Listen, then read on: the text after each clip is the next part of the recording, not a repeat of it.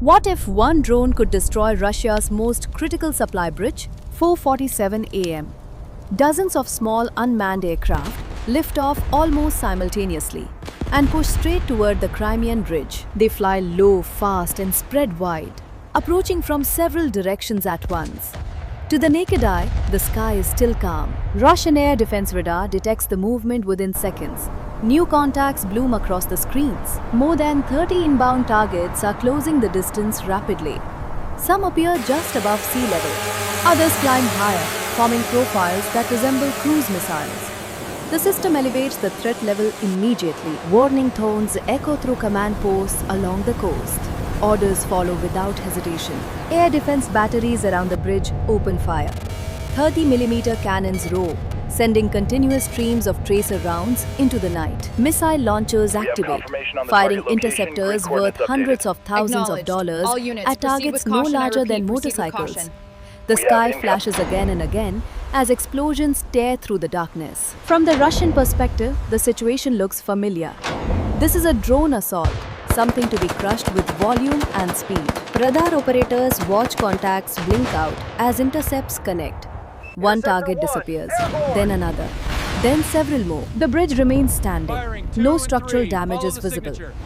Ammunition expenditure is high, but the defensive line appears solid. Confidence grows quickly. The attack seems disorganized, loud, and obvious. Exactly the kind of pressure Russian defenses are designed to absorb.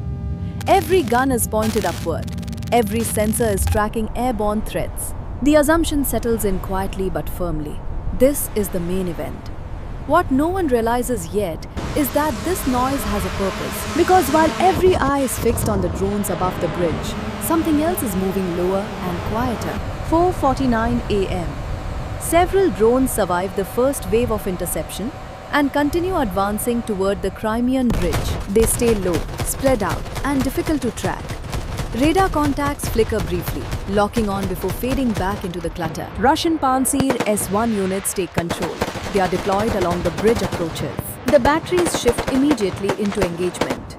Their search radars sweep the airspace ahead, while twin 30mm cannons open fire. Tracer rounds streak through the darkness, cutting across the approach paths of the surviving targets. Missiles launch moments later. Pantsir interceptors accelerate to nearly Mach 3. Detonating against multiple objects, several targets are destroyed. Debris falls into the sea. Operators report successful engagements. The defensive line appears to be holding. The remaining targets keep moving. Some hover just beyond effective gun range. Others dip low, forcing the system to switch from radar guidance to optical tracking. Fire control struggles to maintain clean logs as interference and smoke fill the air. Each cannon fires thousands of rounds per minute. Barrels overheat. Crews rotate systems to stay operational. Reload timers begin to matter. Still, the bridge remains untouched. From the command post, the situation looks stable. Every Pantsir radar is focused forward. Every gun is aimed at the same airspace. Every response follows the same pattern. The defense is now logged in. And when a system commits this completely, it leaves something else exposed. Eyes on that convoy now, 4:52 Sergeant. a.m. Reclassify Multiple the entire region drones to slip critical. through the remaining ma'am. gaps. Updating the board now. Flying low and fast, they close the final distance along the approach lanes. Radar detects them late, partially masked by interference, smoke, and overlapping tracks. Pantsir S-1 units react at once. Twin 30mm cannons fire continuously, sweeping the approach with tracer fire. One drone is destroyed seconds before contact. Another takes damage but stays on course. The remaining drones press forward, guidance steady, spacing tight. Then the distance collapses. The drones slam into the bridge and detonate on impact. The explosions are brief and localized. A sharp flash lights the underside of the span. Sensors register sudden pressure spikes. Fragments scatter outward, and smoke rolls along the structure. The bridge remains standing, but the signal is unmistakable. Threat status escalates instantly. Command posts reclassify the engagement from harassment to direct strike. Fire control cycles shorten. Ammunition use surges as defenses attempt to seal every remaining approach. Guns fire into both air and water. Coordination is stretched thin by simultaneous priorities. Some targets are intercepted, Others are forced off course. The defense holds, but only by committing fully everywhere at once. The impact was not meant to collapse the bridge. It was meant to confirm access. With that confirmation, the defense locks into maximum response, consuming attention, time and flexibility. Just as the conditions are set for the next phase, it is 4:54 a.m. While every Russian system is locked into full response, something critical is happening out of view. The air defense network is saturated. Radar beams are tilted upward to manage remaining aerial tracks. Guns are still rotating between air and sea. Fire control systems are operating at peak load, cycling targets faster than designed. The defense is active everywhere, but aware of only one layer. Below that layer, a gap opens. At an altitude of just 170 feet, a single aircraft moves through the darkness. It is hugging the surface of the Black Sea. It flies without radar emissions and without afterburner. It maintains a steady speed of 540 knots. At this height and distance, the curvature of the Earth works in its favor. It is masked from shore-based radar mounted near sea level. From 12 nautical miles out, it is physically invisible. The geometry is unforgiving. At low altitude, even a powerful radar cannot see through the horizon. Normally, overlapping sensors would cover this blind zone. Tonight, they are busy elsewhere, tracking drones, surface craft, and confirmed impacts on the bridge. Inside the cockpit, the warning receiver stays quiet. No locks, no launches, no alarms. The aircraft passes beneath the engagement envelope, skimming over white caps and spray. Salt mist strikes the sensors. Altimeter readings fluctuate between 160 and 190 feet. One mistake here would be fatal, but the timing is exact. The window is narrow. Based on radar cycle delays and ammunition reload times, the gap lasts less than 30 seconds. If the aircraft climbs too early, it is exposed. If it waits too long, the defenses recover. Every second matters. The bridge is still lit by fires and drifting smoke. Defensive guns continue firing away from the blind zone toward louder threats. The network believes it is under maximum pressure, just not where it is looking. The aircraft pushes forward, closing the final distance. The climb has not started yet. The strike has not begun, but the conditions are now set. When this aircraft finally rises out of the radar shadow, it will do so directly into the heart of the defense.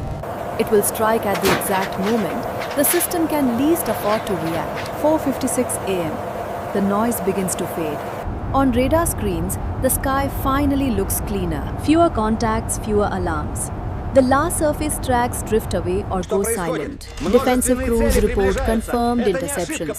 Ammunition is low. Barrels are hot. But the bridge is still standing. Inside the command chain, a conclusion forms. The attack has peaked. The threat is passing. Traffic can resume. A convoy waiting at the checkpoint receives new orders. 17 heavy trucks begin moving onto the bridge. Engines rumble and suspensions sag under the extreme load. Each vehicle carries sealed cargo under canvas covers. The combined weight is over 430 tons. They roll slowly and are tightly spaced, escorted by armored vehicles. The timing is disastrous. For nearly 15 minutes, the convoy had been halted by air raid procedures. Now, with alarms easing, the decision is made to clear the backlog. The trucks move onto a section of the bridge already stressed by earlier impacts. They slow down again. Traffic compresses near a structural joint previously flagged for inspection. The convoy bunches up. Axle loads stack over the same span. Engines idle and heat builds. No one sees a problem because all eyes are still pointed outward. Above, the air defense network is recovering but not reset. Below, sensors remain focused on noise and smoke. Between them, the convoy stops in the worst possible place. This is not carelessness, it is procedure. From the command perspective, moving the convoy now is logical. The sky appears safer. Delays are costly. Supplies are critical. The decision follows the rule book written for a different kind of war. But the battlefield has already changed. The bridge has become a funnel. The convoy has become a marker. And the moment has arrived when logistics turn into the most vulnerable target of all. The defenses have done their job. The attack seems over. That belief opens the door for what comes next. 4:58 a.m. The window closes and the strike begins. From below the radar line, the aircraft finally pulls up. In a single smooth motion, it climbs from under 200 feet to nearly 2,000 feet. It emerges from smoke, glare, and electronic noise. For the first time since entering the battle space, it is fully exposed. The timing is brutal. Russian air defenses are still recovering from the previous phases. Some systems are reloading, others are reorienting sensors back upward. The network is active, but not aligned. Inside the cockpit, the targeting system locks on. Ahead, the convoy is clearly visible. 17 trucks are tightly grouped above a critical load-bearing support. Their combined mass presses down on a span already stressed by vibration and heat. The margin of error is gone. The pilot does not die. Instead, the aircraft climbs harder, pitching into a steep loft angle. At the apex, two guided munitions release cleanly. They separate from the aircraft with precise spacing. Their wings deploy instantly, converting speed into glide. They are not aimed at the bridge deck. They are aimed at the center of the convoy. On Russian radar, the change is sudden. The defense network finally clears enough clutter to see the new threat. A fire control officer shouts a warning. A long-range interceptor launches seconds later, accelerating past Mach 5. It is too late. The interceptor strikes one of the incoming munitions mid-air. A flash, a detonation. One weapon is gone, the second continues. It glides silently through smoke and debris, correcting for crosswinds. Its guidance remains stable. No further interceptors are in position. Then, impact. The munition punches through the canvas covering of a truck and detonates inside. The initial blast is contained for a fraction of a second. Then the load ignites. What follows is not a single explosion, but a chain reaction. Hundreds of tons of stored energy release almost simultaneously. A massive fireball expands outward, reaching temperatures over 3,000 degrees Celsius. Shock waves travel through steel and concrete, stripping structural strength. The bridge span twists, drops, and locks into a distorted shape. It is no longer capable of bearing heavy loads. From miles away, sensors register the event. The aircraft is already gone, descending back toward the sea. Afterburner still silent. Fuel remaining is low, but sufficient. There is no need to look back. When the smoke clears, the result is undeniable. The bridge is not destroyed, but it is broken. Logistics halt. Traffic stops. The route is severed. The strike cost millions. The consequence costs far more. By 4:58 a.m., the outcome is no longer tactical. It is strategic. The fire eventually fades. The smoke drifts away over the Black Sea. The bridge, still standing, no longer functions as a bridge. That is the real outcome of this operation. It wasn't designed to erase the structure from the map.